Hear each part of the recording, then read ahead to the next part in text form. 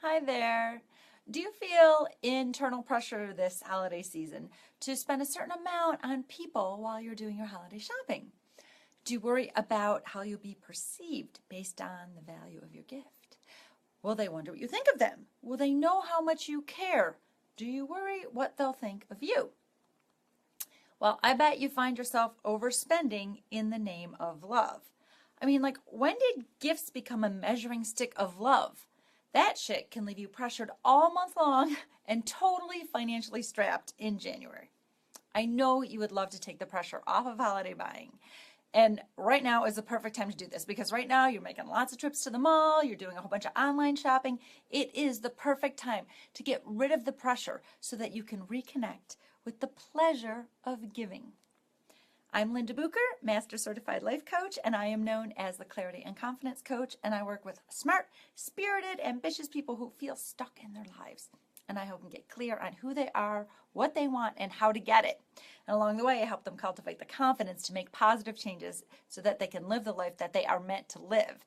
I am also a mentor to new and emerging coaches and to solopreneurs in the healing arts, and an author and a professional speaker. And if you'd like to learn a little bit more about me and how I can help you get clear, get confident, and go big, head on over to lindabucher.com.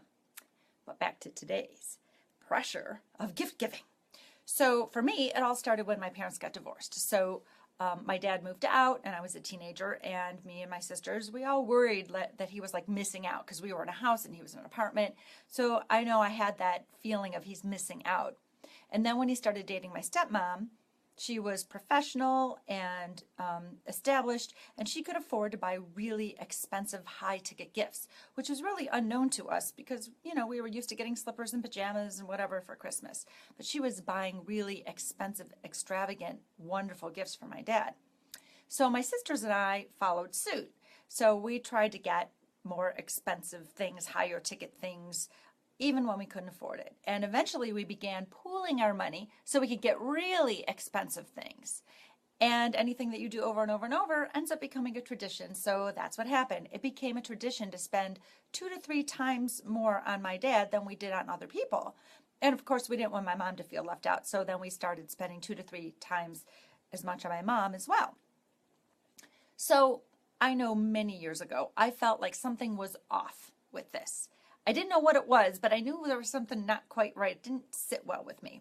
And I hated that pressure of always trying to find the perfect high-ticket gift because my parents are well established and they can really afford anything that they want.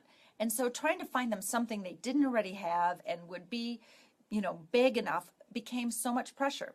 And I felt that there was something wrong with this, but I didn't want to be the cheap sister. But I didn't know what to do. Now, here's what my problem was. I fell into the trap of transactional love.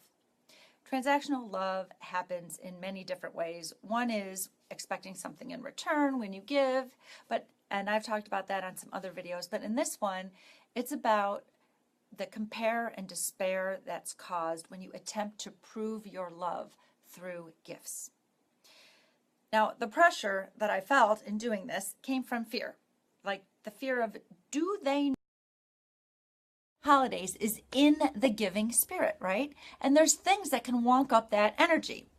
Here's another one. When we were little, we wrote letters to Santa, and somehow that morphed into kids putting in their shop to order list. I want this, this, this, this, and this.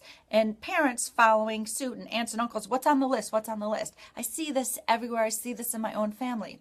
And there's an illusion that it makes shopping easier. And that kind of detracts a little for me. And the justification is that, the kids, they get what they want. But see, what really happens is it detracts from the magic of finding that perfect something for that special someone and that thing that will surprise and delight them. Is any of these scenarios familiar to you? So now, here's what I want you to know, and I have a little challenge and some action steps for you today.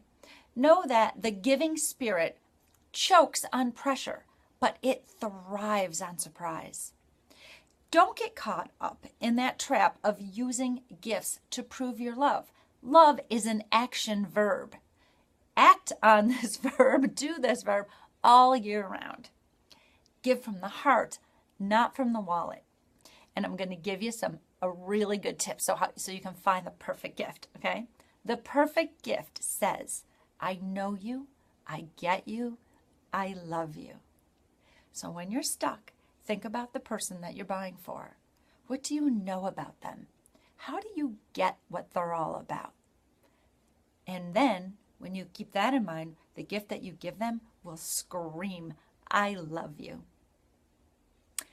So, there you go. How do you see these strategies impacting you this holiday season?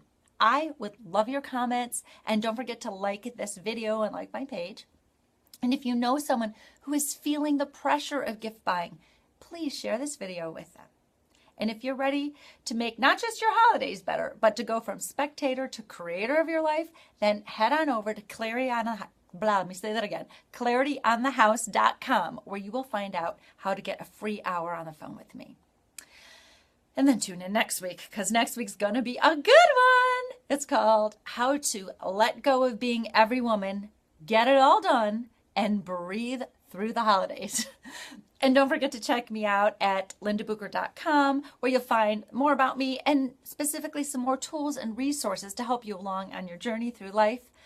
And I am Linda Bucher, here every Thursday on Facebook at 3 p.m. Eastern with my Your Life But Better video series. And I am signing off and saying have a wonderful week.